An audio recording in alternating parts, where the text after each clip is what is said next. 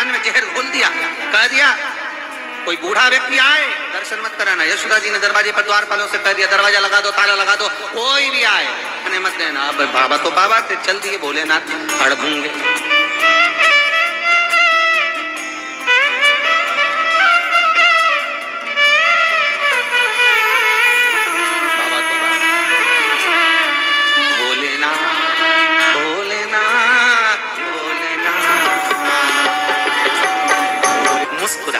प्रसन्न हुए ठाकुर।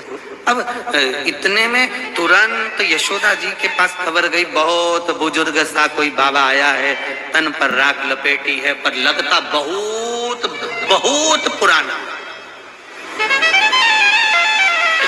एक पेड़ की उम्र होती है, व्यक्ति की उम्र होती है, मनुष्य की उम्र होती है, जलचर थलचर की उम्र होती है, मंदिर की उम्र होती है, पत्थर की उम्र होती है, लकड़ी की उम्र होती है, जल की उम्र होती है, सब की उम्र होती है, सारे देव की उम्र है। पर किसी पुराण में यह नहीं लिखा कि शंकर जी की उम्र क्यों थी।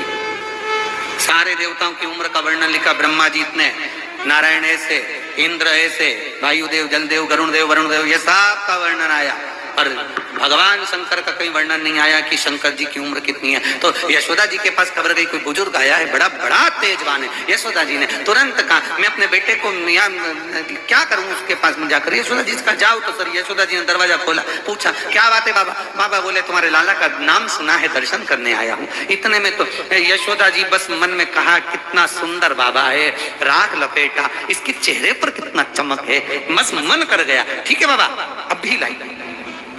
अंदर गई यशोदा जी, लाला को उठाया, लेकर चली। इतने में पार्वती जी बीच में जूड़ा ऊड़ा बांधी, सुरमा लगाई, सामने खड़ी हो गई। यशोदा रानी तुम्हें मैंने बताया था एक बुजुर्ग बाबा आया है, भयंकर है वो। यशोदा जी के भयंकर तो नहीं है, पर सुंदर बहुत है, बूढ़ा भी बहुत, मेरे बेटे को आशीर्वाद देकर जाएगा। पार्वती जी ने कहा हमें क्या जाता है, ले जाओ, बाद में तुम्हारे साथ कुछ हो तो हमसे मत कहना। इतने में यशोदा जी बोली अरे एक बार तू तो देख कर आ। पार्वती जी ने कहा भी आती हूँ देख कर। और जो पार्वती जी गईं और ऊपर छज्जे में पार्वती, नीचे भोले बाबा। पार्वती जी ने जो झांका, शंकर जी ने डमरू खड़काया, जो ऊपर देखा, देखते सी शंकर जी मन में सोचे ये कहां से पहुंच गई।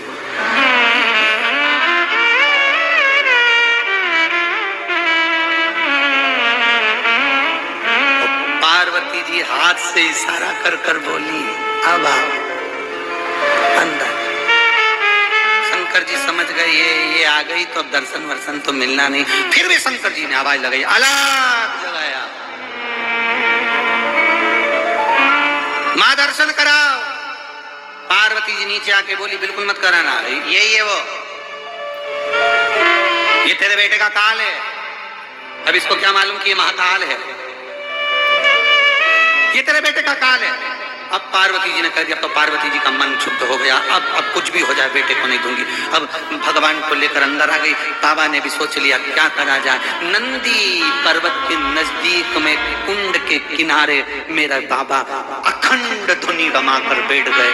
बैठ तो गए, ये जैसे जैसे धुनी तपे वैसे वैसे कन्हैया चिल्ला चिल्ला कर बिलक बिलक कर रोए। आशा लगाकर भोलेनाथ जी बैठे थे, उन्होंने भी आशा लगा ली थी अब तो मैं नहीं आऊंगा, तुम आओ।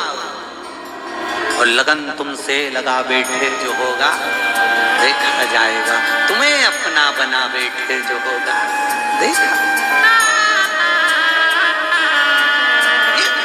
लगन लगा होता है। ब्रज की गोपियों में एक भाव होता है। एक बार एक गोपी ने बड़ा सुंदर भाव व्यक्त किया महाराज।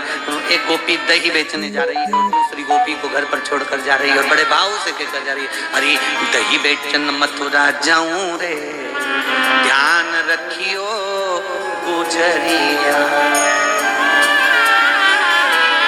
अरे ओ गुजरी आप भी बोलो, दही बेचन मथुरा जाऊं, ध्यान रखियो।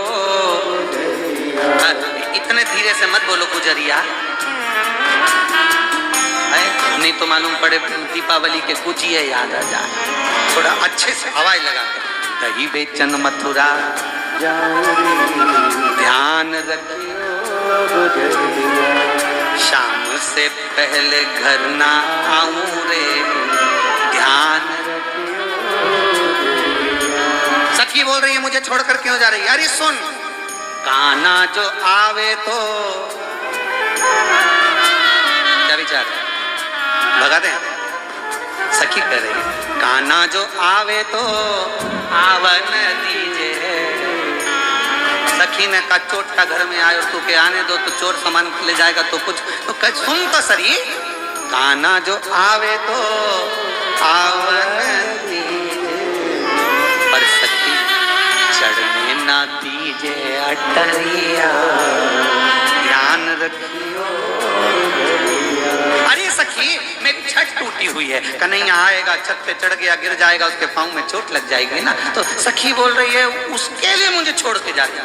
अरे सुन तो, कान्हा जो आवे तो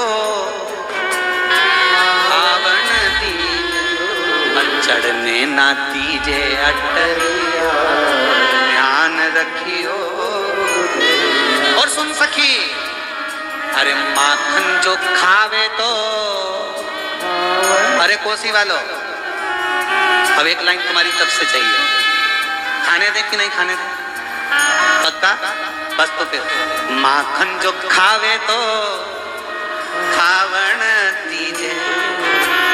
तो सखी बोल रही है जब आएगा खाएगा तो मुझे क्यों छोड़ के जा रही है? तो उसने कहा तोड़ने ना दीजे मटकिया, ध्यान रखियो। और तीसरी बात, पूरे ब्रज का आनंद, कान्हा जो जावे तो, ये ब्रज की गली से जब गया तो लोग आज तक रोते, कान्हा जो जावे तो जावन्ना।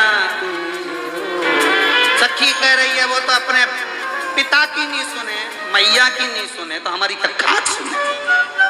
उसको मना करो इधर मत जा तो उधर ही जाता है, वो हमारी सुनता ही नहीं है, तो फिर करें क्या? कैसे मानेगा वो? कान्हा जो जावे तो जावन्ना, और नहीं सुनेगा तो